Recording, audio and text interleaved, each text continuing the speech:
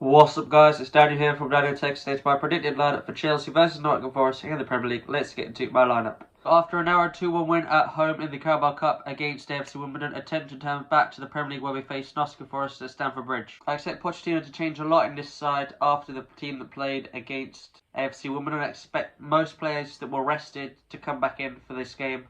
In goal, it's going to be Robert Sanchez. He did play on Wednesday, but that's only because Jordan Petrovic did not have his visa granted yet. At right back, I'm going to go Malagusto. He didn't start, which was surprising for me because I did predict him to start, but Axel Disasi did start ahead of him at right back.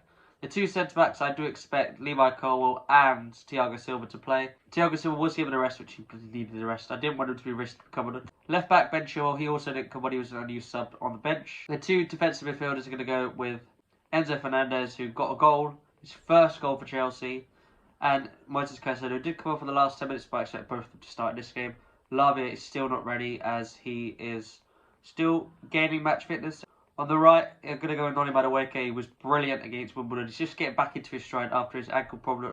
In camp, it's going to be Conor Gallagher. He's become an mainstay in this side now, which is what I wanted to see from him last year, but now he's getting his footing on the team. On the left, I'm going to go with Raheem Sterling. With Madueke coming back into the team, Madueke is better on the right and Sterling is better on the left.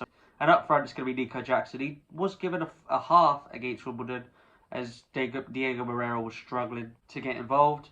So let's get to the opposition side of things. So our opponents, Nottingham Forest, in the last game they played in the Carabao Cup against Burnley on Wednesday, they got knocked out as they lost 1-0 with Burnley scoring in the 90th minute. In the last 5 games, they lost 3-2 away to Manchester United on the weekend. I think they were very unfortunate to lose that game. They were a bit hard done by with the referee.